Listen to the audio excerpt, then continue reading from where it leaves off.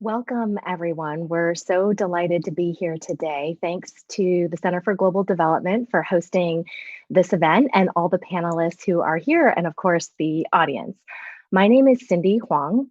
I am a non-resident fellow at the Center for Global Development and Vice President of Strategic Outreach at Refugees International. Again, truly delighted to be here today to mark World Humanitarian Day. We are in extremely tough times now. And so these are times where innovative, creative ideas that help us achieve better outcomes for those who are displaced and affected by humanitarian crises is really more important than ever. We're facing a time where there will hopefully be an opportunity to rebuild in new ways to increase impact for refugees and host communities and create a sense of shared vision and responsibility. We do see people all around the world standing up for humanity and decency in response. And today is kind of a call to action for all of us to think about how we can contribute. And it's with this in mind that I'm particularly delighted to be hosting this event today on innovative finance to increase refugee resettlement. This came out of a working group that I had the pleasure of serving on, and we're glad that Jeremy Weinstein is here to present shortly, and that we also have Ewan Ritchie present, who is one of the lead authors. I encourage everyone to go to CGD's website to read the report and blog. Let me just quickly introduce our panelists. First, as mentioned, Jeremy Weinstein, who's a professor of political science at Stanford University and a non-resident fellow at CGD. Jen Smyers, Director of Policy and Advocacy at Church World Service. Tarek Touré, Director of Refugee Social Services at Jewish Family Services in Ohio and a documentary filmmaker. Alina Sarkisova, Senior Manager at Residence, where she specializes in innovative finance and social impact, and Grant Gordon, Senior Director of Innovation Strategy at the International Rescue Committee. We will be collecting questions throughout this event, so feel free to contribute. You can do so via YouTube, via Twitter at CGDev, and via email, events@cgdev.org. And please, if you're tweeting, use the hashtag CGDTalks. With that, it's my great pleasure to turn this over to Jeremy Weinstein to present the report.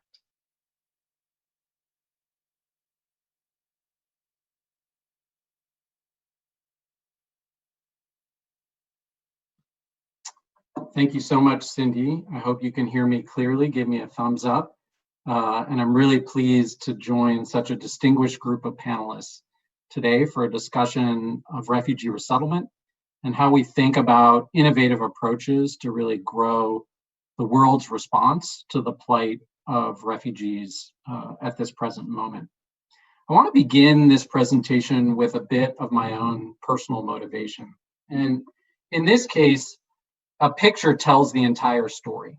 This is some data that the Pew Research Center put together on the number of refugee admissions in the United States and in all other countries over the last 3 or 4 decades. And I was serving in government between 2014 and 16 as the refugee crisis out of Syria really took off. And President Obama made an extraordinarily ambitious commitment to nearly double the number of refugees that the US was going to resettle, from a floor of 60,000, where we'd been at for a number of years, and to get that number up over 100,000 in a very short turnaround time. And you can see that upward tick on the graph toward the right-hand side. For me, as someone who'd worked on foreign policy for many years, I'd been interested in issues of refugees internationally, but not so aware of the US's incredibly long and distinguished history of resettling refugees in the United States. And as I began to work on this problem set in my role as deputy to the US ambassador to the UN, there were a number of things that I discovered. Number one, increasing the resettlement flow was a massive undertaking. It was incredibly difficult to pull off, not only because of the capital that was required to do so, but also the bureaucratic heft that needed to get behind it. but that even if we achieved our most ambitious goals, the success that we might realize would be just a drop in the bucket in terms of the total number of refugees that have been designated for resettlement, a number that is 1.4 million today. And we were talking about resettling around 100,000 at that time.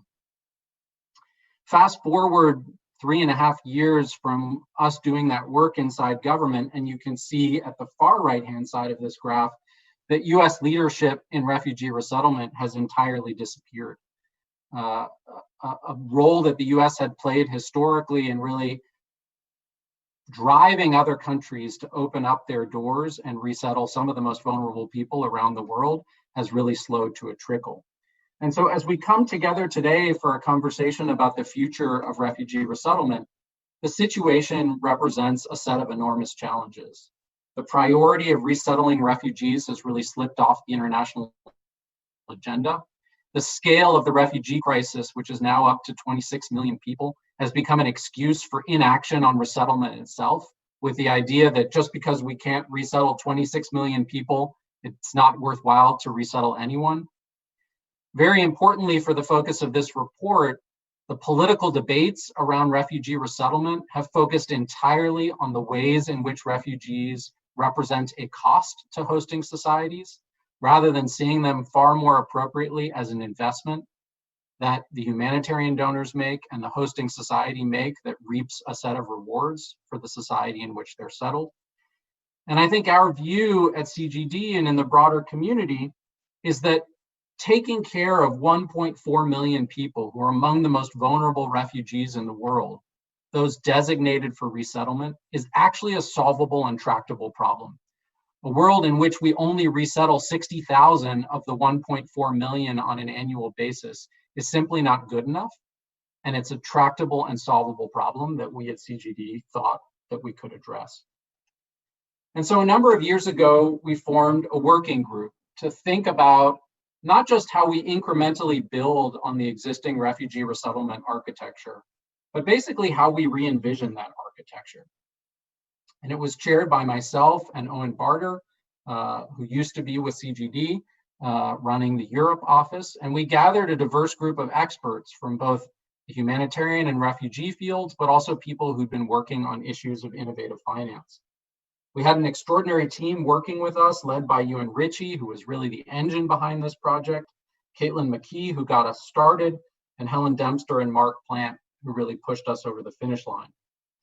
And for me, as someone who's been a part of the CGD community since CGD's founding almost 2 decades ago, this approach of building a working group to develop actionable solutions really builds on CGD's history of using working groups to take hard policy problems, to pull them outside of the policy process and figure out not only whether there are new directions that can be pursued, but how to make those directions actionable in a way that you can really build an idea that you hand to a policymaker in advance of a G7 or a G20, in advance of a World Bank or IMF annual meeting, and say, this idea is ready to go. So I'm pleased to share with you today an outline, a high-level outline of the report that we've released, but I encourage you to read it for the details. And I'm really excited to hear the feedback and perspectives of the really distinguished leading experts in the field that we've brought together. So let me start with some basic facts to frame the solutions that we're going to present to you today. And I think the 2 most important facts for people to keep in mind are, number 1, that the challenge of dealing with a growing refugee population around the globe is only growing. The number of refugees has doubled over the last 10 years. It's recently hit 26 million people.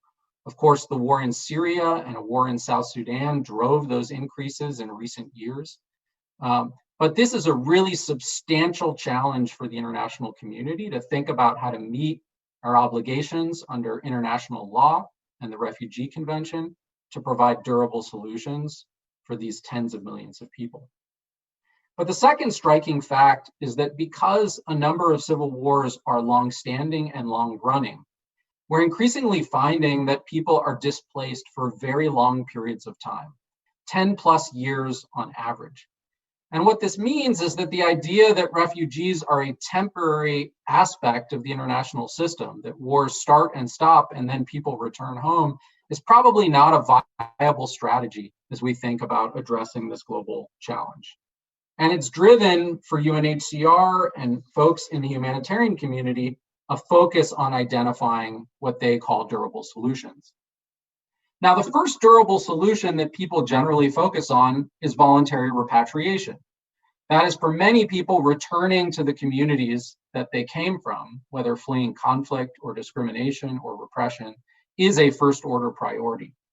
But if you look at the data on voluntary repatriation over time, it tells a dispiriting story that the number of refugees being returned on an annual basis has been dropping over decades. This reflects the fact that many of the countries that people are coming from remain mired in ongoing conflict and violence, or that the discrimination and repression that drove people to leave remains in place. At the pace at which people are being repatriated now, it would take up to 30 years to repatriate just the current stock of refugees in the world.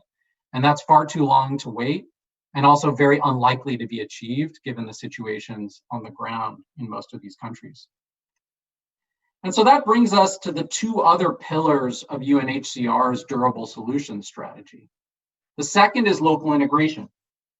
A lot of attention is focused on local integration in recent years, especially given the sheer number of refugees that are being hosted, in particular by governments in the global south. And the challenge, of course, has been to ensure how is it that you provide refugees in these local settings with the rights and services that they need, while also managing the effect of large numbers of refugees on local populations. And CGD, under Cindy's leadership, has played an extraordinary role in driving forward thinking on a model of refugee compacts to address this pathway. But the third pathway is for when integration in the local level and repatriation are not options. And UNHCR on an annual basis designates a set of refugees who are really not able to pursue either of these other paths. And so what's required is a set of third countries that are willing to resettle these refugees, to give them a pathway to economic success and ultimately citizenship. And in 2019, with 1.4 million people designated for resettlement, only 63,000 eligible refugees were resettled. That gives you a sense of the enormous gap, the resettlement gap as we call it. And our view is that this resettlement gap is something that can actually be closed, and it can be closed in short order. Just to give you a sense of who we're talking about, these are the 7 criteria that UNHCR uses to define those who are in need of resettlement. And you can see that these are among the most vulnerable refugees. Refugees in general are a highly vulnerable population. But when you think about those who are in need of resettlement in a third country, because there aren't options for them locally and there aren't options for them to return home, these are some of the most vulnerable people in the world. Now, as we began to think about this work together in our working group, we were motivated in part by the global leadership that was expressed in the UN Summit and the Global Compact, where there was a commitment to develop a range of durable solutions and to create pathways for greater resettlement numbers over time. Of course, that's not what we see that has unfolded in recent years, and in part, that's a result of the absence of leadership and, in fact, the reversal of US leadership on these issues. But as we enter a period where the potential for change is all around us, it's important to take a step back and think about why would we want to pursue resettlement and what is standing in the way of growing our resettlement numbers. So let me start with the first question. Why would we want to pursue greater resettlement? And there are 4 arguments I want to highlight for you. The first is that the evidence is very clear that on net, refugees present a benefit to the economy, that they pay back more in over time than they take out in these initial costs of resettlement. And when you look at who refugees are and how they behave and what characteristics they bring to the table, they also provide a demographic and productivity bonus, especially to societies like the United States and in Europe that are increasingly aging. There's also powerful evidence that the benefits of accepting refugees extend far into the future, because when one looks at the data, it's the children of immigrants and refugees who achieve extraordinary economic and educational outcomes, often far greater than comparable native-born children. And then, of course, accepting refugees for resettlement can offer political advantages. It's consistent with our values. It positions the United States and other countries to lead a global effort to increase resettlement. But our ambition for resettlement is held back by what we call a vicious cycle of misperception and underinvestment. And there are three core issues that we highlight in the report. The first is that the costs of resettlement are far more visible than the benefits. The costs are borne in the near term, but the benefits of what refugees contribute to our economy and our society is not realized until the long term. The costs are also local. They're experienced by particular communities, even though the benefits may be experienced nationally when people pay back into the Treasury. And also the costs are felt. They are a budget item, whereas the benefits often remain unseen. It's also the case that a lack of investment, that level of investment is actually inadequate to produce the integration outcomes that we want, and that also investments are generally not as efficacious as we would want them to be. And if you think about these three core underlying issues, it helps you understand not only why there's a perception that refugees are a burden, even though the evidence suggests that they're not, but also that the full measure of benefits that we can achieve from refugee resettlement are not being achieved under the current system. And this creates a vicious cycle that undermines the case for refugee resettlement over time. And so that brings us to the issue of innovative finance. So where I started this presentation was that we have a tractable problem. How are we going to close the gap between the number who are designated for resettlement and those who are currently being resettled around the world? And our core issue to solve is a misperception that refugees are a cost rather than an investment. And what this working group report suggests is that there's a solution space that the government has not explored, which is the use of innovative finance mechanisms to harness untapped resources to increase resettlement. And in the report, there are two big ideas, but they're guided by a similar intuition, that we can harness private capital to increase resettlement in the near term and to drive better integration outcomes. So there are two ways that I want to share this with you. The first is through the lens of a resettlement bond, and the second is through a longstanding idea, increasingly in operation, the social impact bond. So let's begin with the resettlement bond. The problem is that it's costly to resettle refugees. In fact, far more expensive than the annual cost of keeping refugees in a camp. However, if we think about international spending on refugees, one of the things that we know is that in the absence of repatriation or refugee resettlement, the international community is making this payment over time for up to 10 years or 15 years. It's a long-standing flow of funds to keep people at a very basic standard of living, to provide food and shelter in a camp. We've done the math, and our estimate is that for any given refugee, the international community spends on average $7,500 per refugee over their lifespan in a camp. But it's not really seen as an investment. It's just keeping people alive. And we think there's a better way to use those resources, which is that governments, humanitarian donors, international donors, can commit those very same resources to a resettlement fund and make a commitment to make that same annual payment that they would make if a refugee was in a camp. But the virtue of making that commitment in advance to a resettlement fund is that funds could then be raised by floating a bond on the private market that would enable us to raise significant funds today to meet the higher costs of resettlement when we need resettlement to work most. And this capital would then be transferred either to governments or refugees themselves to get them off on the right foot. And the investors would be paid back over time. Now, the good news is that we have a history of building bond structures like this in other social domains. What it requires is a set of fund managers, in this case, the World Bank as a treasurer and UNHCR as a spender. It needs a set of investors and a set of receiving countries willing to open up slots. But this really could be a vehicle not only for supporting resettlement in existing resettlement countries, but also growing the number of resettlement countries that are willing to take refugees. Now, we've seen this model work with the International Finance Facility for Immunization. And this is described in a box in the report, but it demonstrates where in the case of immunization, a big push was needed up front to realize the benefits of herd immunity, but donors weren't in a position to provide the volume of capital that was required. So the World Bank played a role in floating bonds that would enable a big upfront spend, followed by a set of sequenced payments back to investors in the future. So that's the story of the resettlement bond.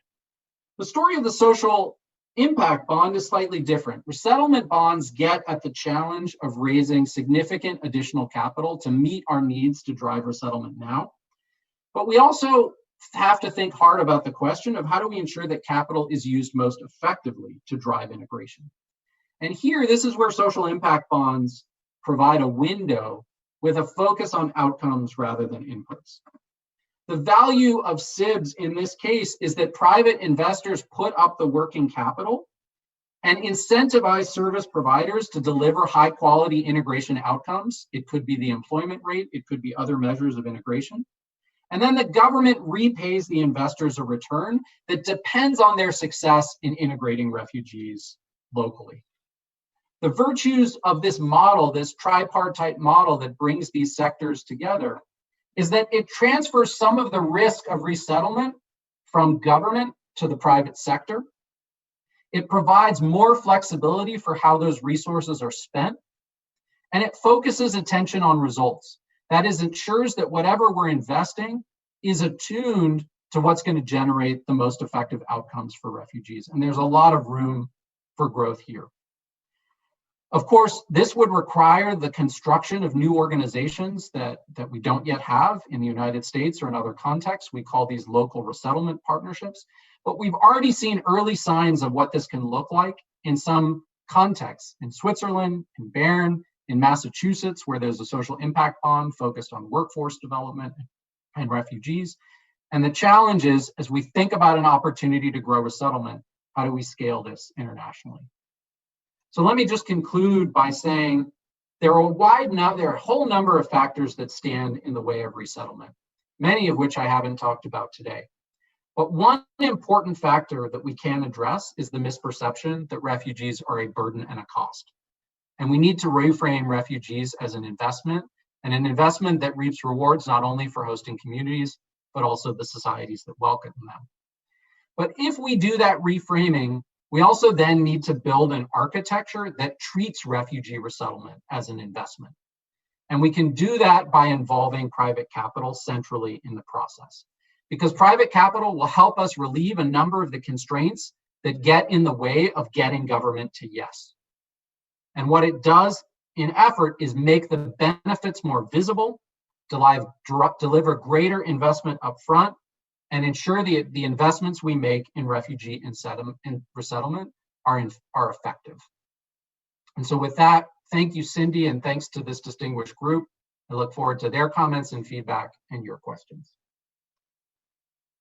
Great. Thank you so much, Jeremy, for an excellent presentation of the report. And as Jeremy said, I really encourage everyone to take a look at the blog and report for yourselves.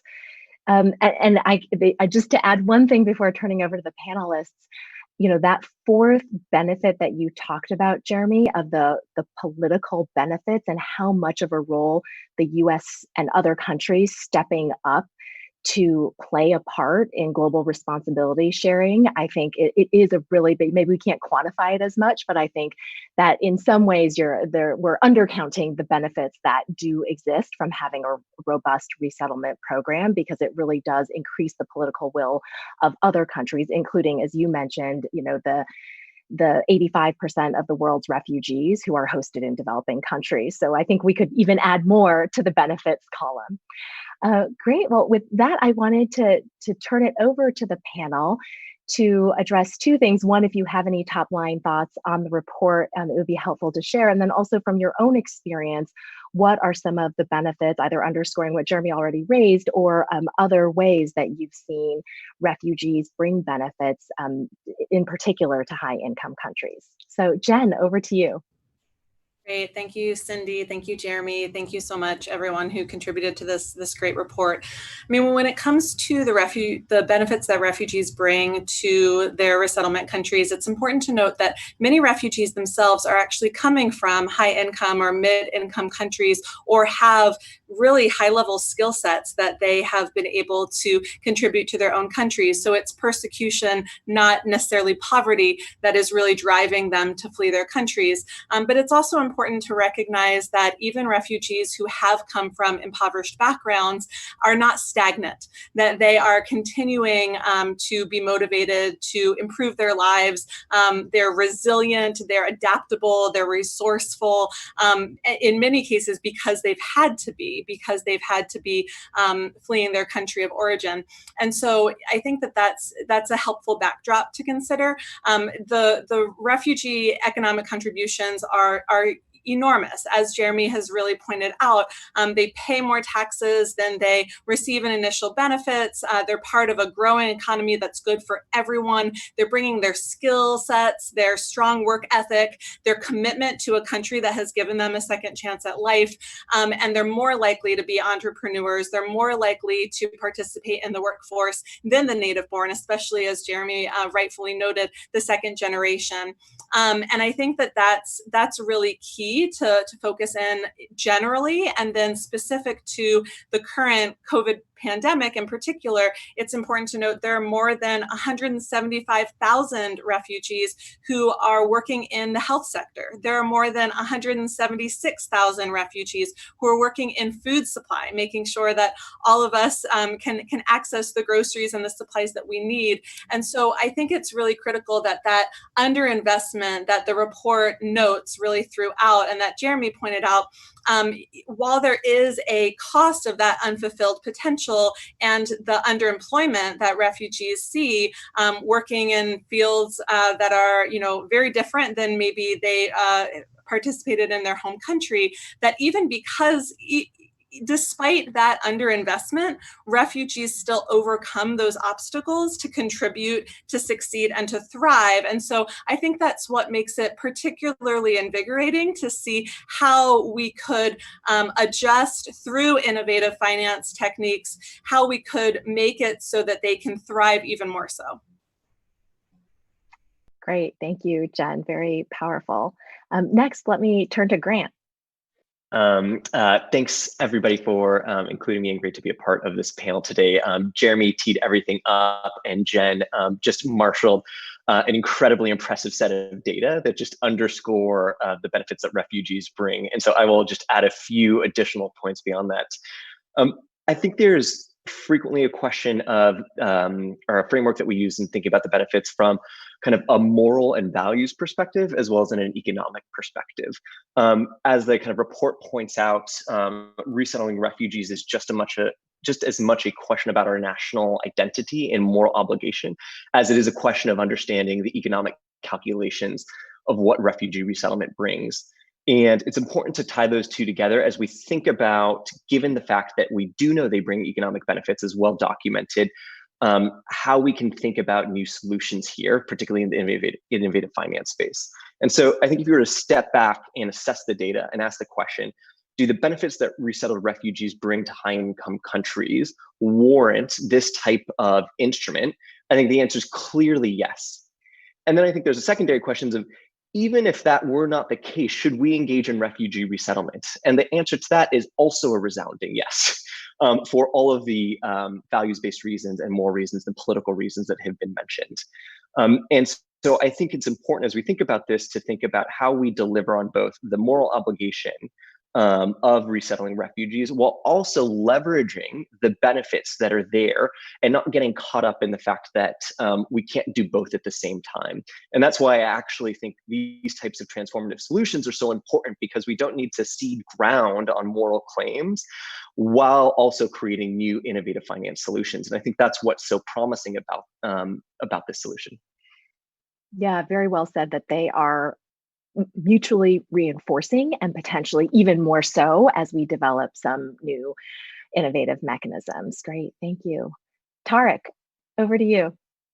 One of the disadvantages of going last is most of the points that I wanted to make has been made by distinguished folks, but I have been speaking about this issue for almost 18 years in my profession, and really highlighting the fact that refugee investment is the most important effort that we need to make.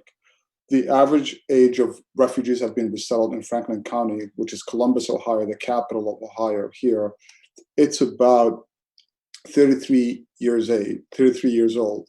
And the investment in long-term of our retirement plan for the older folks of Americans, a lot of people don't see or don't investigate how important it is and how young refugees are coming and how they are going to get us, the folks that are older now, the American-born, who need their retirement funds. And in Columbus, Ohio, a study has been done about 4 years ago, $35 million in purchasing power in the local economy here. And I'm speaking to what Jeremy was talking about, the investment, and taxes paid both locally and state and federal is $1.6 billion in 1 year. So the math really works to our narrative and advantage into us selling the idea. But where we fell short, if I may say so, is our campaign of telling the story. And there's an echo chamber into all of our refugee resettlement and refugee world that we speak to one another, and we need to get out of the beltway, so to speak, and really say the message out loud and a lot louder and prove that the investment is worth the cost. And also, as Grant just mentioned, it's the moral right thing to do as well, is identity. Yeah, well, thank you, Tarek, for bringing the local perspective. I was born in Ohio, so have allegiance and saw that report is really, really important. And also to flag, I think both Jen and Grant mentioned the kind of the grit component. Again, I don't know, some people are trying to quantify grit and resilience, but I think that's really an important part of the narrative, and that gap, it's so true, Tarek, that what the evidence in the world today is that we should not be patting ourselves on the back for really getting this message out in an effective way. We know that there's a lot more work to do. So Alina, I'm going to turn it over to you and see if you also may have anything to add from the non-US context, because I think you've also explored others, but kind of whatever direction you want to take it, over to you. Yeah, thanks so much. It's kind of hard to argue with all the great points that have been so eloquently presented by all the panelists and all the data and figures. Indeed, refugees can and do bring substantial economic and other benefits, especially in high-income countries. But for me, what resonated most is kind of the if, right? And I think the report kind of says it best. Resettlement can pay for itself if the potential of refugees is realized. And we know this potential is often not realized, right? Because refugees are underinvested, they're seen as a burden. Resettlement is kind of an act of kindness.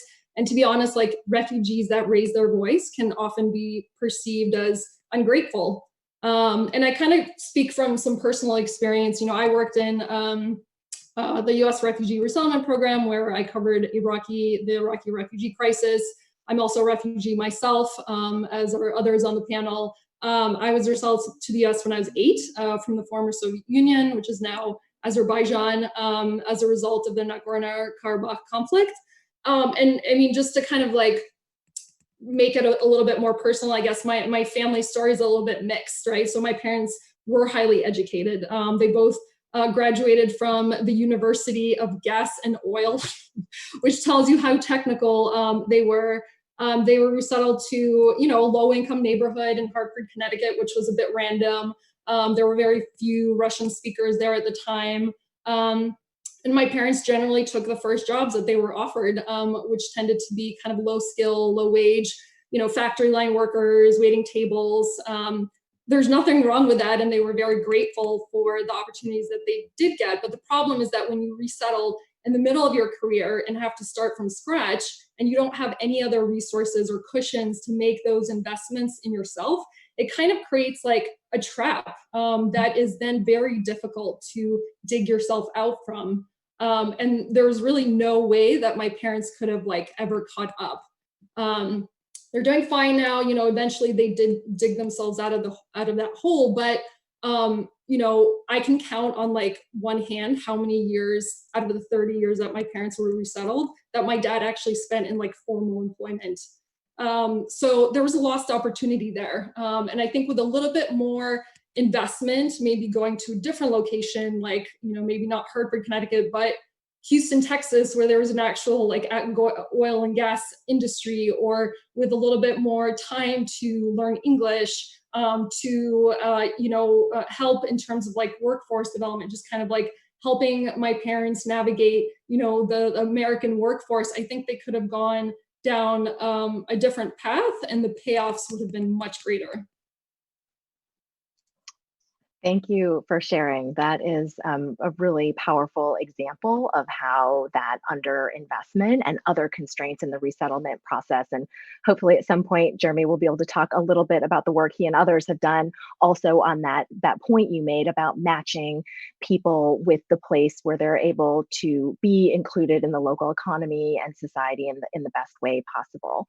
And that is also a really great bridge to the question that I wanted to bring you and Richie, one of the lead authors on the report, on, which is, you know, we heard this very powerful life story from Alina and her family, but it would be great, Ewan, if you could say more about like what's that broader evidence base that it really is low levels of investment or you know, kind of ill-matched kinds of investment that are the barriers to achieving better outcomes, you know, both at the individual level, but also at scale. Hi, yeah, thanks everyone. Yeah,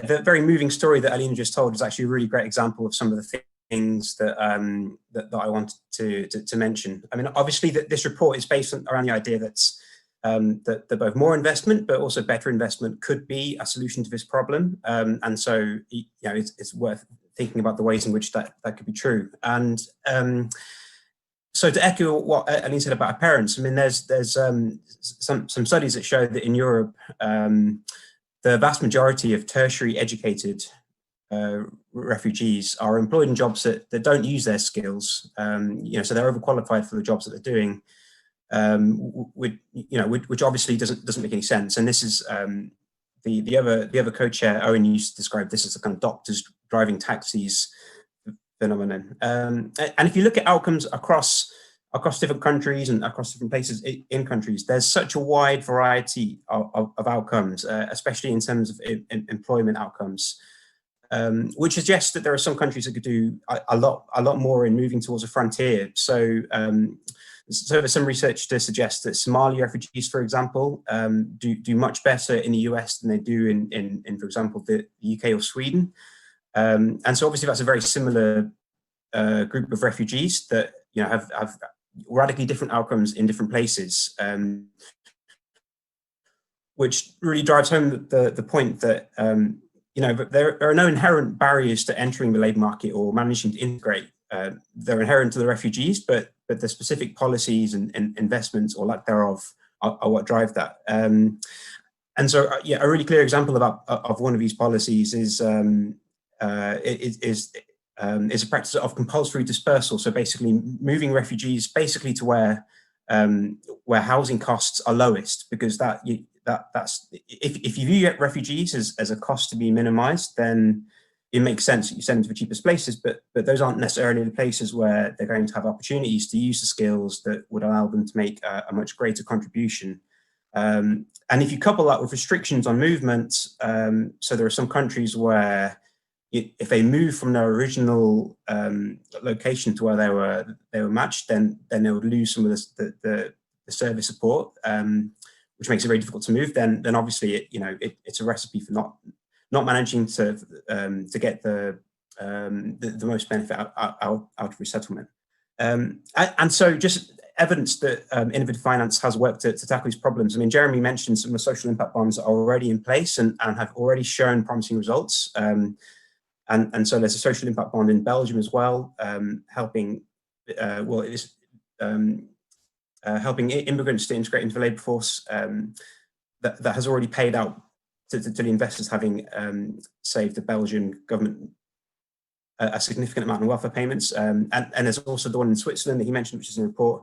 And there are also subsidized loan schemes in various countries that help refugees gain accreditation for the skills and help them to get into jobs that are more commensurate with their skills. And these have found to have a very high social rate of return. So yeah, there really is lots of evidence that more investment and better investment can really improve outcomes for refugees. Great, thank you. And I think this discussion, and I know in the report, it was very compelling. It was, that you pointed out that, of course, we know that there are workforce barriers to many kinds of people, but there are unique barriers when it comes to refugees that some of these programs and mechanisms that have been discussed can be really helpful in overcoming. And I did want to bring in some of the audience questions because they're very much on these points. So before we go back to a general question for the panelists, Dean from the audience asks how, if you both, Ewan and Jeremy, could share more about where the returns will come from. So like what is going to be paying back the bonds? Where are those resources coming from? Oh, sorry, that's from Laura. And then Dean was also asking about, and you started to reference this, Ewan, in terms of talking about different kinds of loans, but how much you looked into other complementary pathways. So, refugees coming over on work visas or educational visas. So back to Maybe you. I'll give a quick high-level answer, and then I think you and feel free to jump in. So on resettlement bonds, the sort of secret sauce of resettlement bonds is that the international community is already paying costs on a per refugee basis into the future without any end. And so the idea is basically to take advantage of that continued flow of humanitarian funding and to turn it into an investment.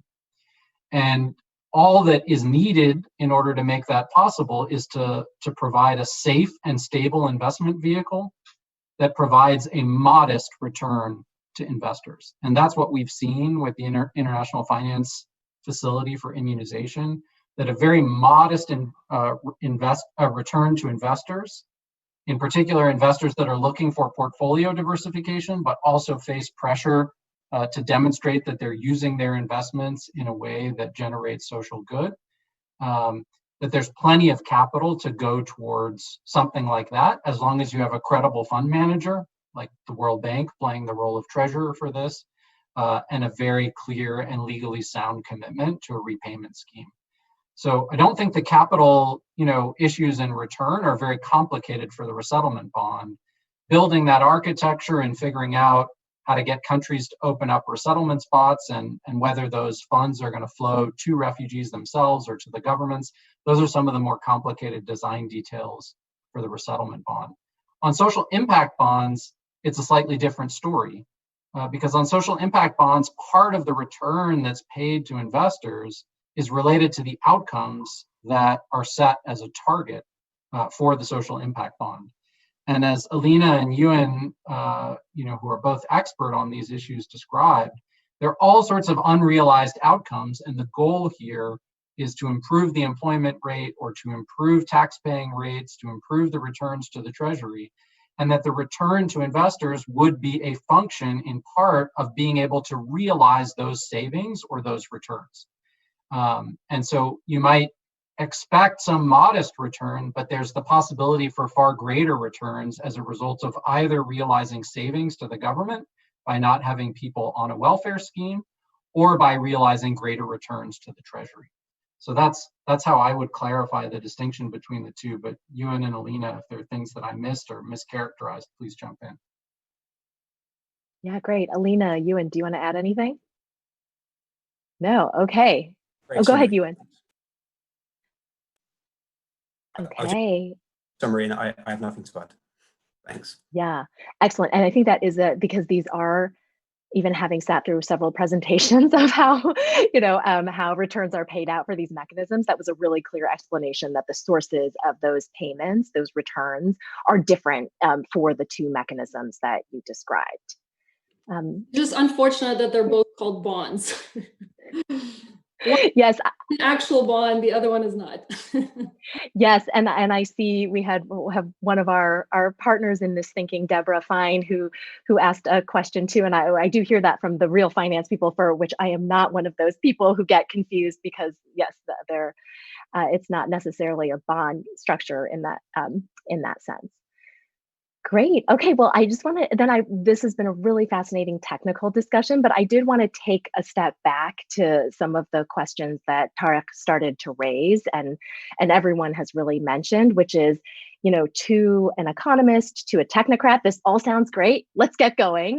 Yet we see in the real world that there are a lot of barriers. So I would love to hear from each of the panelists, what do you see as the key barriers? Some are economic, some are political, some are social, cultural, and how would you encourage us to engage in more effective either policy outreach or advocacy, so that we can really have the types of campaigns and engagement that that make this issue of mutually reinforcing economic and other gains, the national interest, the moral arguments, the identity ones, come together. So Tarek, do you mind if we start with you on that? Sure. I think what personally I have done for a number of years is really create a dialogue outside of, again, of the bubble that we all, all of us are aware of, how refugees get here, who they are, how they contribute. But a lot of people really do not understand even the basic immigration system of what is a refugee and what's an immigrant. And that basic debunking of what the legal frame and how America and the Geneva Convention and all those basic things for people to digest and understand, it really helps a lot to debunk some of the demagoguery or the things that are going on. So I tend to do that through either host a dinner with people outside of my circle, or create a photo exhibit, or create a film. Have an extreme dialogue all the time. Start with elementary schools, start with middle schools, and go on to universities, and potentially you'll reach policymakers, hopefully, in the future. This is the type of investment that I really think all of us should really engage in. The other thing also pointing out is constantly repeat the message of this is not, it's not only humanitarian, but it's also an economic, as Jeremy and everybody put it. It is an investment, and we need to invest in these people. The other thing also that I want to add, one last thing, is our partners, our business partners, are extremely crucial in helping us get the people out of the welfare, or get the people out of the dependency of social. And those individuals are the companies that, once refugees are resettled, that we need to engage with a lot faster and quicker. Some of the things we've done is broke the barrier of, well, they don't speak English, so I can't hire them. What we have done was reach out to the companies and figure out, well, this is a distribution center moving packages from one place to another.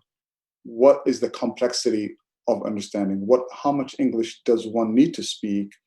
Once we've learned how many words do you actually need to speak in order for you to work in that facility, it turns out most of the things was about 300 words. 300 words in order for you to accomplish your job.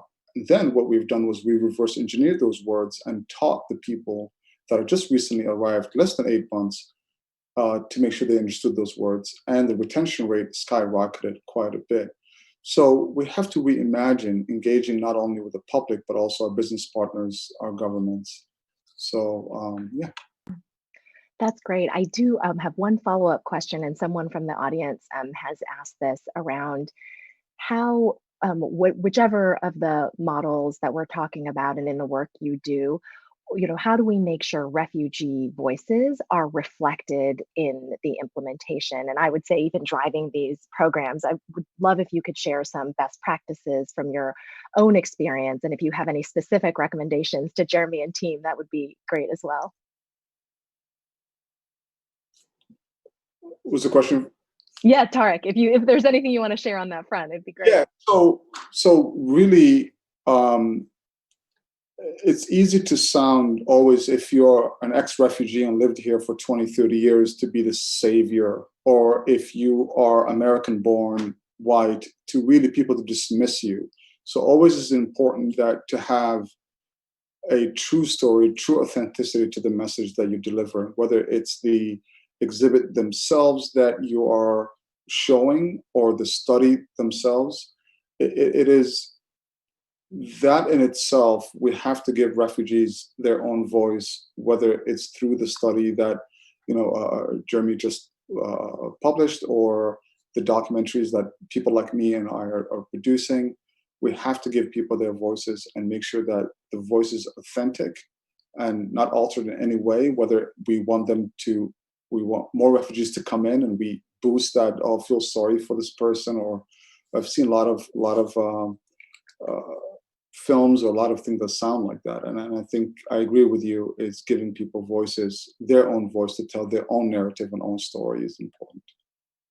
Yeah, thank you. I think that's just so critical in everything we do. Okay, Grant, could we bring you in next?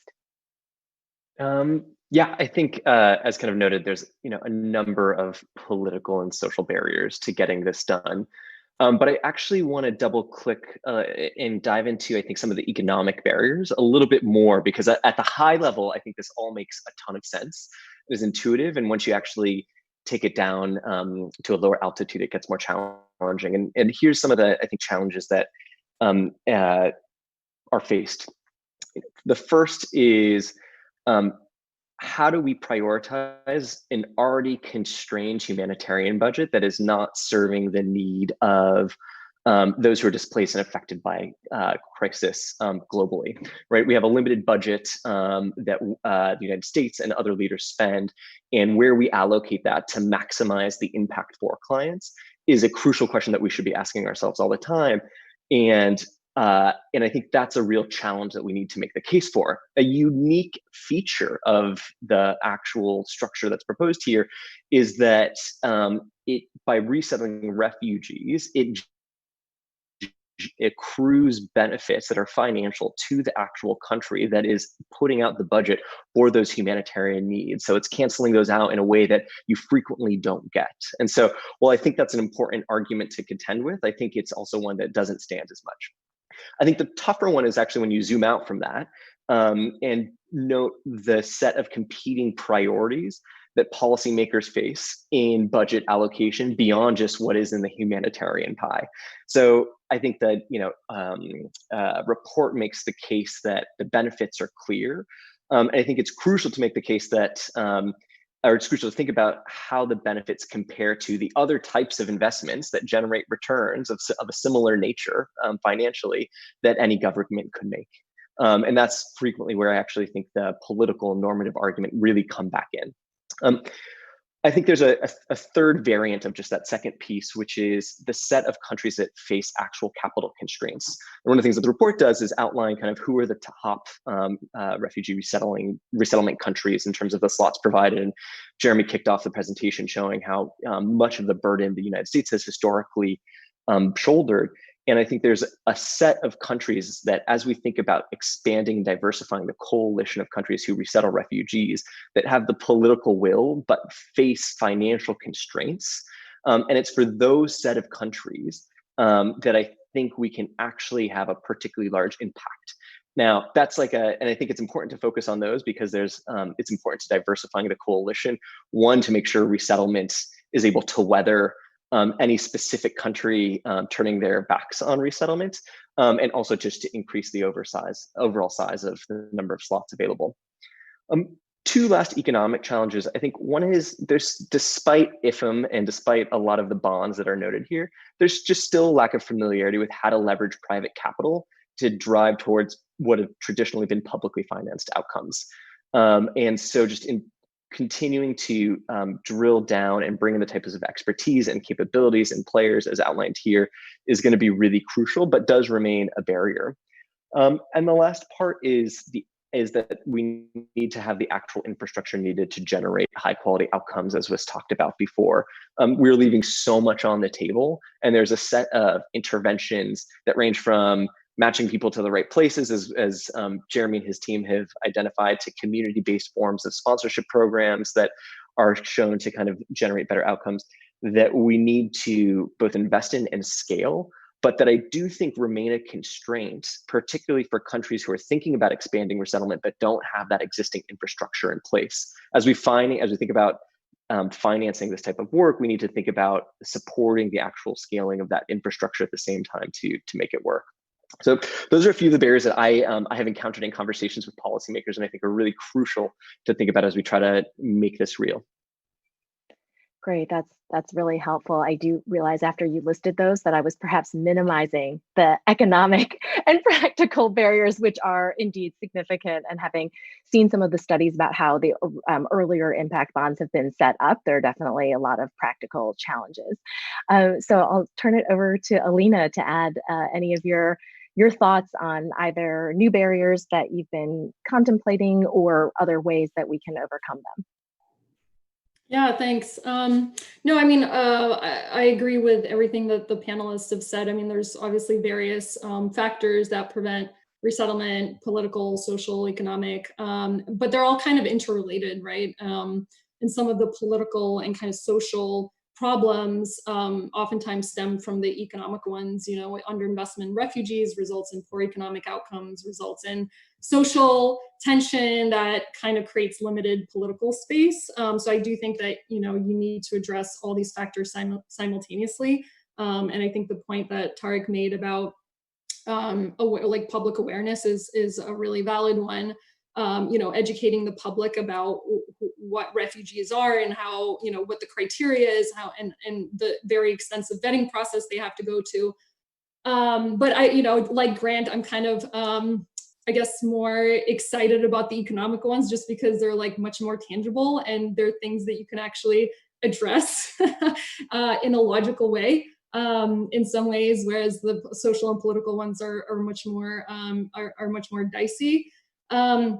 I think on the economic front, you know, one thing I'll say is, you know, it is kind of, it's good to kind of point to existing mechanisms like IFM that are out there, but there's still very few mechanisms like that we can point to and really draw lessons from. And one of the reasons is that they're incredibly complex.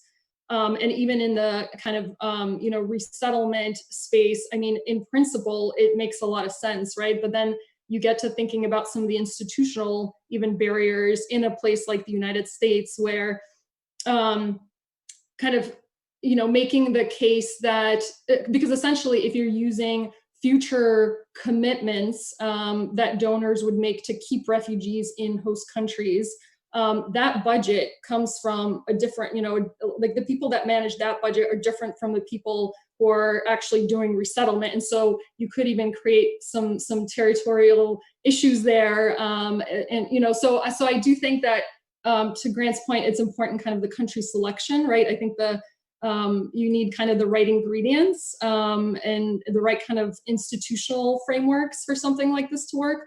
And that those, you know, are kind of the next phase, right? Like we've outlined a concept that kind of works in principle, but the devil is always in the details in terms of like, how do you actually bring something like this to life? Yeah, and just on that further point of humility, I know Alina has worked on some impact bonds, and you know they can take several years just to set up and do the due diligence. And so I think that really is a reflection of the complexity. And I did want to flag an audience question related to this, what you described as a potential turf battle, which is one of the tough Q&A, I think, around this proposal. You know, will host governments who are really relying on those resources really think, oh, well, their logic might be less of, okay, well, these funds are then freed up to pay returns in the future. Actually, there's a huge amount of humanitarian need, and any quote unquote additional resources should be used to help, you know, refugees who are here already. So I hope we'll be able to address that in the course of conversation. And I did want to just I'll turn it back to Jeremy, but first wanted to go to Jen, who I know is absolutely fearless in taking on those messier questions of the less measurable challenges and trying to achieve outcomes there. So Jen, we'll be sure to get, I know, a dose of inspiration from you on that front. Well, thank you, Cindy. I mean, certainly there are economic barriers, but I think what also needs to be contemplated are the perceived economic barriers, which sometimes can cloak other issues, social and cultural, with the excuse of the economic barriers. I mean, one of the things that I had to read and reread 3 or 4 times in the report is that it only would take $58 million per year to sizably increase refugee resettlement globally, right? I mean, with the different mechanisms, and that's an oversimplification, but $58 million per year is actually, in the grand scheme of things, not that much money, right? And so in terms of the economic barriers, I guess some of the things that I think of when I think about the barriers to resettlement are much more in the social cultural aspect. So I think what we've seen, not only in the United States, but really across the globe, unfortunately, is that immigration restrictionists,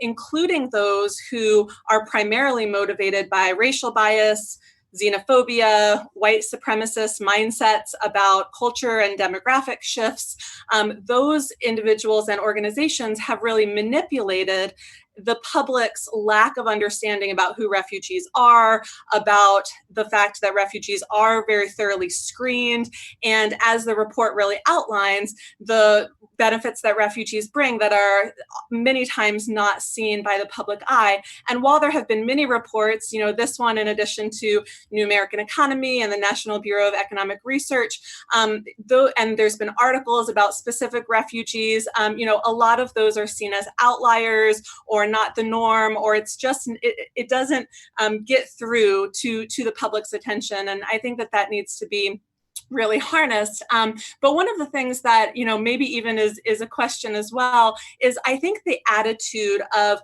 refugees are getting something that native-born folks aren't, still fuels that kind of culture war against refugee resettlement. And I think that is a mindset and an attitude that's pervasive regardless of whether governments provide initial investment or private investors provide those investments, right? I think there still is kind of this undercurrent of helping refugees versus helping the native-born population. And I think that requires, public education, messaging, culture shifts, and making sure that it's not an either or, that refugees are not taking away from anyone, that they are making the pie bigger for everyone to enjoy. They're not taking a bigger slice of the pie, right? The other thing that I think can get in the way of refugee resettlement and also just good public policy in regards to resettlement is the policy aspect. And policy change is really needed in tandem with some of these finance mechanisms that are very creative and can lead us in the right direction. But for instance, the hurdles to reaccreditation and recertification are not only economic, but also time-bound. Refugees who are working 2 or 3 jobs and can't focus on studying for their recertification, and the very, very high standards to recertify really needs to be taken into account. I'm thinking, and I know Cindy, you know her as well, but I'm thinking about Dr. Lubab, who is a Iraqi refugee who is a medical pathologist in Iraq, and she has gotten a temporary license because of New York and New Jersey temporarily changing some of those licensing restrictions due to the COVID pandemic. But she recently, and I don't think she would mind me telling all of you, was denied a more permanent license because she hasn't had 3 years of training in the United States and taken all of these tests that, she's done all of that in Iraq, but she hasn't done it in the United States, right? And that is a seismic policy shift that needs to happen in addition to these finance pieces. I think that most refugees can't take the driver's license test in their own native language, right? So there are barriers to integration and success that are more on the policy front that need to be addressed. But I also want to say, I don't think we should be daunted by a lot of these changes, including the discouraging political will that sometimes we might be able to get us down, because there is bipartisan support for refugee resettlement. There have been bipartisan letters. There's a bipartisan Congressional Refugee Caucus that's really widely attended, on both the House and the Senate, on both sides of the aisle. There have been resolutions supporting refugee resettlement during the short implementation of an executive order that would have allowed states and localities to ban refugees. We saw more than 43 governors on both sides of the aisle say, yes, we want to continue to resettle refugees. More than 100 local officials say the same. There are communities across the country, business, faith, veterans, who are supportive of refugee resettlement.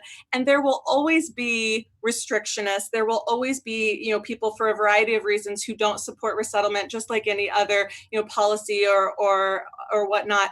And what I'm reminded about is, when the Supreme Court came out with a decision that banned interracial marriage restrictions, that said states can't stop people from marrying across races, more than 70% of the American public disagreed with that, was in opposition to stopping discrimination. And I think it shows that we need political progress, even when there's a continual need for educational changes, culture shifts, and economic solutions to change as well.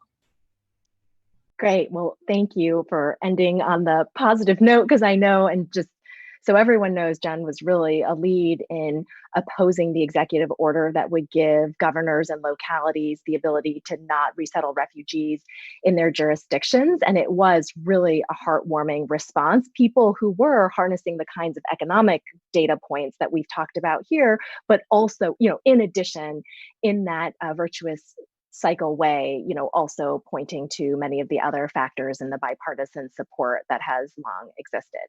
Great. So Jeremy, that was a lot that you could respond to. So feel free to pick and choose, and if so moved, to also address that tough Q&A that one of the audience members flagged. Those were great comments. And in particular, I couldn't agree more with a number of the things that Jen said in her last set of comments. There are 3 points I want to lift up as I reflect on the conversation so far. The first is that social and cultural drivers of resistance to refugees or immigration are real, and we can't pretend they're not. They dominate the media, they dominate political rhetoric. But there are a couple things that make me feel that they're not insurmountable. One is what Jen spoke to just now, which was the response of states and localities to the Trump administration's effort to play on those fears and undermine the refugee resettlement architecture across the United States, where people basically said, no, we're good, like keep them coming. And I don't think that was the response that they expected. I think they thought that states were going to seize the opportunity to opt out. But governors and legislators and mayors, they heard from constituencies, many of whom are motivated, of course, by many of the moral sort of values that Grant described in his comments. The second reason I'm not so swayed by the social and cultural concerns, of course, is that social and cultural concerns get life from integration failures. That is, refugees are not a fixed quantity. They don't arrive and remain the same in the United States just as a matter of sort of predetermined outcomes. What matters is the set of policies and programs that we deliver to facilitate the process of integration. And I think this is what requires us, and Jen is absolutely right, to think not only about finance, but also about policy. Because if you take a hard look at the US model, it is not a model focused on investment and yielding returns. That the shorthand for describing the US refugee resettlement model is sink or swim, right? That we're going to provide support to refugees, we're going to give them some cash, arrange initial housing, and after 3 months, they're going to go on to find a job, having not had the opportunity often to, get reaccredited, as Jen describes, for lots of reasons, or to acquire the necessary language skills. And so they either find a job at 3 months where they're forced into underemployment, or they find themselves needing to pursue social benefits until they can get themselves on the feet. That's not an investment model. That's a helping kindness model. And the US model is very different than the European model. And I'm not arguing that the European model is necessarily right, but I think if we believe what we're saying, what's required when we try and grow resettlement numbers is not just an increase in our ambition with respect to numbers, but an overhaul of the bureaucratic approach and orientation that's governed refugee resettlement over the last 30 years. And that's not in any way to cast aspersions on the people doing this work. This work is incredibly hard work. It's massively under-resourced. And the people who are on the front lines, in particular the 9 resettlement agencies and all of their partners, are doing incredible work. But they are constrained by a policy framework that does not have an investment orientation. And so I think a finance model and policy changes go together. The 2 other things I wanted to lift up are second, Grant's point about diversifying the coalition. We will not close the refugee resettlement gap by virtue of the US reasserting leadership in this space, or by Canada doubling its numbers, or by the UK or France doubling their numbers.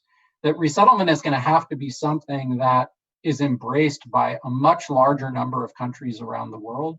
And our view in doing this work as the working group is that the financial constraint to resettlement may not be the driving concern in Europe or the United States, although it is a concern for some localities. But it very often is the concern for middle-income countries, for whom the kind of budgetary priorities and challenges that Grant described bind even tighter when it comes to thinking about sort of helping people who are from another place get off on their feet. And the last thing I'd say, just as a battle-weary veteran of bureaucratic battles with more scars to show than I'd like to admit, I think bureaucratic battles get resolved by ambition, leadership, and a clear goal. And I think the presidential election in the United States presents 2 dramatically different visions of the future of the US relationship to the refugee regime. One is absence from that regime and basically a decimation of this program. And the second is a far more ambitious version of what the base level would be and the new ways in which we would approach it. And so US voters are going to have to make that decision. But I think with the clarity of leadership that comes from a president who is committed to these issues, as opposed to one who sees them as a net cost, we know that we can do more and do better and do differently. And in fact, we saw that between 2014 and 2016 in what was a record-breaking turnaround in growing the numbers of people who were admitted. And I can tell you the list of bureaucratic constraints that got in the way. We don't have enough people to do the security vetting. We don't have enough people to do the interviews. We don't have enough people to adjudicate these cases. We don't have enough housing, right? But you solve those problems, and you solve those problems on the back end of having an ambitious goal for leadership to solve what is a tractable problem in the world. Fantastic. Yes, that's really, I think, words to live by, and we'll see what happens in the future. I did want to turn to one last group of kind of comments and questions, really about the private sector role that is very prominent in both forms of the bond that are talked about in the report. So maybe I could first turn to Alina. You know, you do have a lot of experience in this, and one of the questions from the audience was, well, you know, we do try to leverage, you know, everyone wants to leverage more and people look to the private sector, but could you talk through more of the benefits of doing so and how you're seeing the space around impact investors, and really, you know, do they have this fiscal space? Is this the kind of mechanism they're looking to invest in? Because I think we've seen there's really a huge range of people who call themselves impact investors who still want a market return, you know, but, you know, we'll take it later on, you know. So can you talk us through that space and how that fits with the proposals in the paper? Yeah, of course. I mean, private investors have a lot to bring to the table in addressing specifically like the economic barriers, right? That have been discussed. But the benefits are both financial and non-financial. So they bring obviously much needed capital that's more flexible, more risk tolerant than public dollars. And they can also drive better performance management, you know, in terms of some of those non-financial benefits investors have skin in the game. They want their investments to yield a financial return. And so they are focused on numbers and hard data that helps kind of shape their decision making in a way that can be hard to replicate in the public and nonprofit sectors. I'm not saying it's not there. It's just of a different nature. And as you say, Cindy, there are definitely different types of investors out there. There are kind of profit maximizing traditional investors. I think this characterizes probably the vast majority of asset owners out there. And those types of investors are unlikely to play a major role in investing in something like this. But there is a growing class of investors that care about generating both a financial and a social return, and they're kind of coined as impact investors. I mean, impact investment was only coined as a term about 15 years ago, but in that short time period, we've really seen tremendous growth in the sector. Conservative estimates put the current impact investment market at around 400 billion, and that comprises a really wide range of organizations, like you mentioned, right? It really ranges from institutional investors like pension funds, insurance companies that are kind of like more finance first, right? If they had to choose between finance and social, they'll probably go with the finance, but they have an impact floor. So they have a minimum kind of impact that they need to see before they even consider an investment. And those investors still look for, risk-adjusted market rate returns. And then on the other side of the spectrum is, foundations basically that have created separate investment arms and that are allowed to invest in private enterprises and actually generate a financial return, though they're more impact first, right? They're not worried about maximizing profits. All they care about is just getting their money back. So very concessional, but still they expect some capital. So it's really a diverse space. And in terms of like incentivizing and kind of, how do we get them involved? Like there's really not that much challenge there. The demand is there. Investors are hungry for deals. And the one thing they struggle with most is actually finding investable opportunities. So governments, NGOs, they really need to kind of step up their game in terms of creating that space for investors to actually come in. And so I think that's where innovative finance and some of the mechanisms that Jeremy has outlined, really they take a social problem and actually create an investable opportunity that investors can come in on. Great, that's really helpful. Grant, over to you. I know you and IRC have worked with a wide range of private sector actors. What can we do with these concepts or others to really maximize their engagement? Yeah, it's a great question. And just to build on everything that was just said, I think the key missing feature in the humanitarian space right now is the investable opportunities for impact capital to move into. And the promise of the fund outlined in this report is that it's a scalable investable opportunity with evidenced returns that can be flipped on. And so that is just like one takeaway that everybody should let seep in. This is a minor but crucial point into that builds off something I was saying before, which is how do we bring together policymakers and private finance to get to a winning space?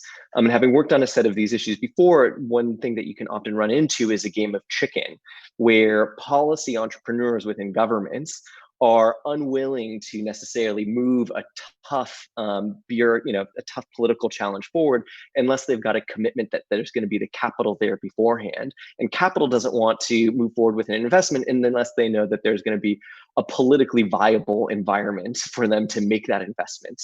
And this is a space where I think there's a role for multilateral institutions, organizations who do refugee resettlement, and a number of players to come together to solve this and get to commitments where we can, have capital saying, on the condition that governments are able to open these slots, we will have the money available to be able to create the space for those governments to then make that move. And I think all of the evidence marshaled in this report and the work that we're doing in kind of detailing out what a fund could look like, but also what are the other interventions that can be done to either accelerate the rate of return from refugees who are resettled or enhance the size of the returns themselves, can help solve that game of chicken. And so I think there's going to be, I think this is going to require a set of actors coming together from both the, the public sector and the private sector to orchestrate something like this. But I do think there's kind of a playbook for how this can happen that we can look to from other investments that's really crucial to land to actually get this going. Great. I don't think that game of chicken is minor at all. And for those, as Jeremy was saying, who've worked in policy spaces, know that that can be a huge challenge. And that's just Tarek, also just to kind of oh, go ahead. Yeah. That, and I think that really points to the importance of having like a good intermediary or like a partnership or something, right? Because I've been in the intermediary space for about a decade now, trying to do these types of transactions, and that is literally like 80% of what we do is like musical chairs and trying to be like, okay, like kind of trying to buy commitment from people and kind of trying to orchestrate everything. And so I've seen because of the complexity of these types of deals, unless you have a good intermediation and good partnership around it, these things will fail fast, really fast. Yeah.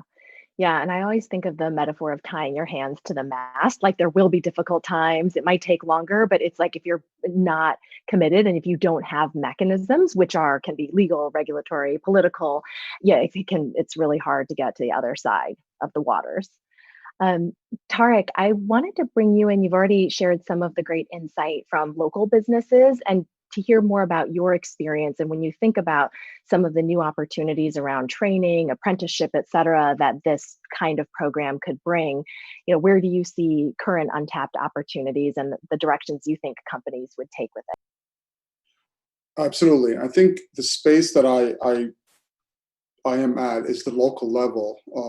Once refugees get resettled, not the policy, but really the nuts and bolts of how do one get a job as quickly as possible, as Jeremy was pointing out, is the sink or swim. And I don't want, we're responsible for these individuals, both from a local level, moral level, and also grant level through the government, is for them not to sink. So the idea is, how can I get them as quickly as possible to get to at least being able to support themselves and hopefully support their children to support them in the future. And this is what the refugee investment really is the second generation, hopefully the first generation, but also the second generation. So the idea is we really focus on companies that are both not the headquarters are here, so larger companies, or also local companies, whether it's a mechanic, whether it's somebody with tools, is to give them a shot, an apprenticeship through their own shop, so to speak, and get them through that based on experience they've had in the past.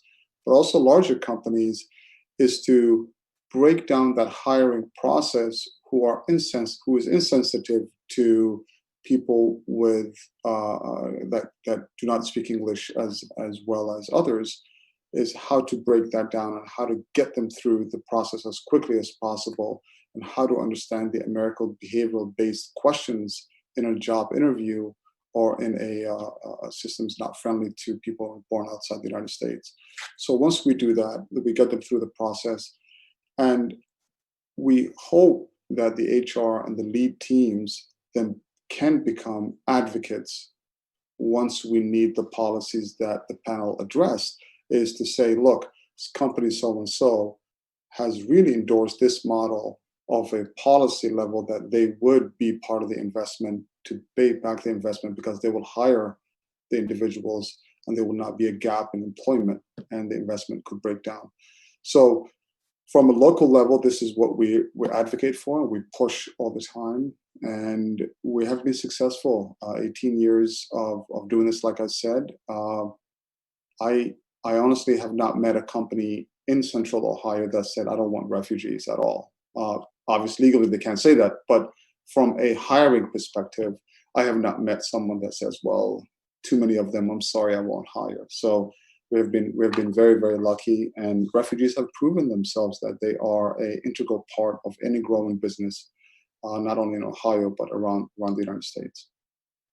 Yeah, that's so interesting and powerful. And I would commend to those watching this webinar some of the report. There are many reports, including the ones put out by the Tent Partnership for Refugees that goes into this, the question of the hiring officials who are saying, yeah, we love to hire, and that goes back in some ways to that grit, resilience, persistence that I think is really deeply appreciated and very American as a value.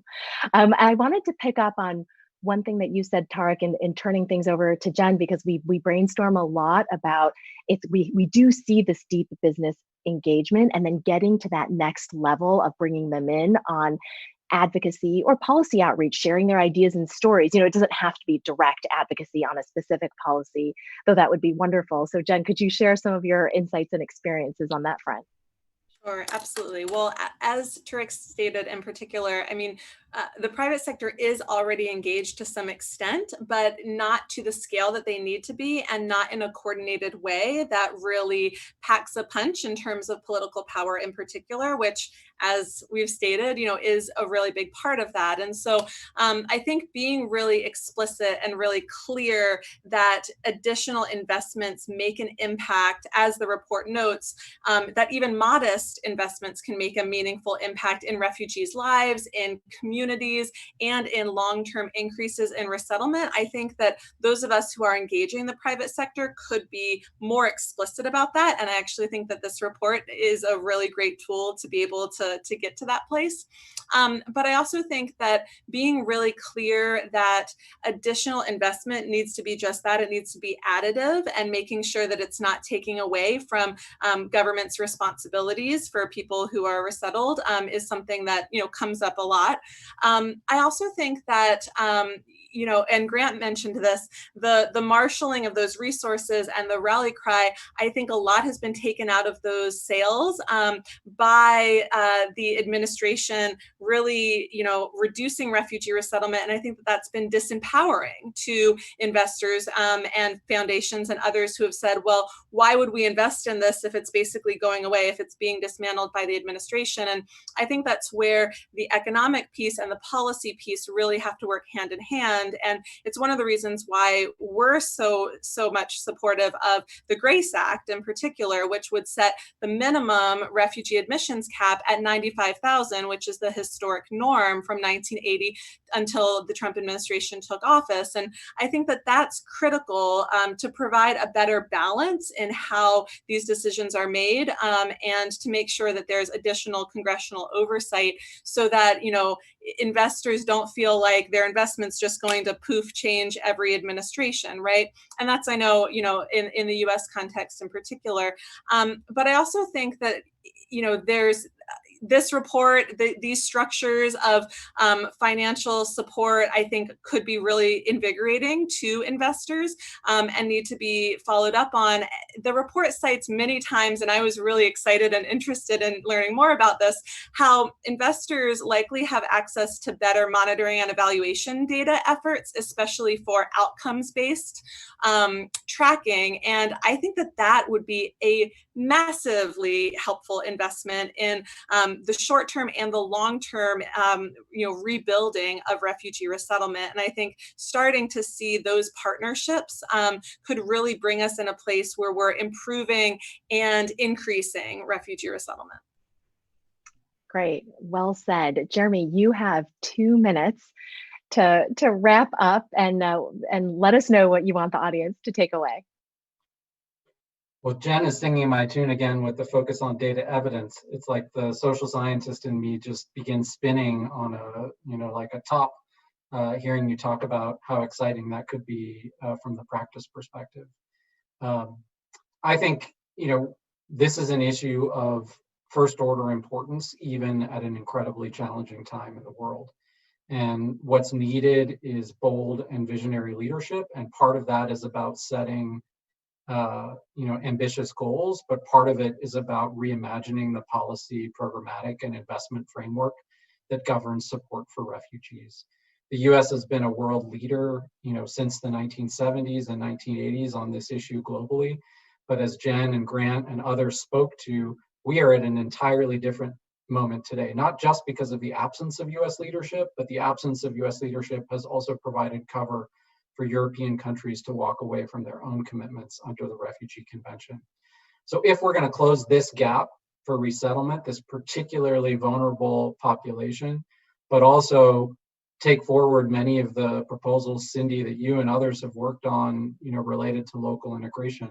We're going to need a big effort, and it's going to require high-level leadership from political leaders, not only in the United States and around the world. This is an important time to do it. This problem is only going to be exacerbated. This is a particularly vulnerable population in the context of COVID. And I think we have some opportunities to do and think differently.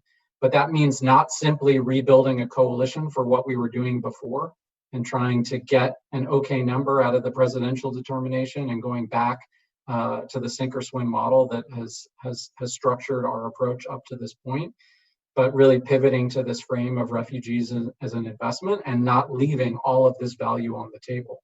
Because ultimately, this value on the table isn't just value for refugees and their families, it's value for our society here and for other societies that are hosting by having productive, entrepreneurial, skilled community members who are a part of a national identity and who are contributing locally and nationally. That's the opportunity that we have in front of us, but we need a government, a set of policies, a set of programs, and a set of investment models that really deliver that. Wonderful. And, I just encourage everyone to heed that call to action. I feel very much the same way. So many of the insights you shared and all the panelists shared, from the highest level of political will down to the nitty gritty of monitoring and evaluation, I think pulling all of that together with leadership from many areas, and I hope from the members of the panel and many folks in the audience, we are going to be able to not only rebuild, but envision and implement together a system, as we've been describing, that really is win-win and can restore humanity, decency, and refugee protection. So let me just close by thanking everyone, thanking CGD and everyone there who helped put this event together, and to applaud the authors of this report. Thank you so much, everyone, and we look forward to seeing you at future conversations. Take care.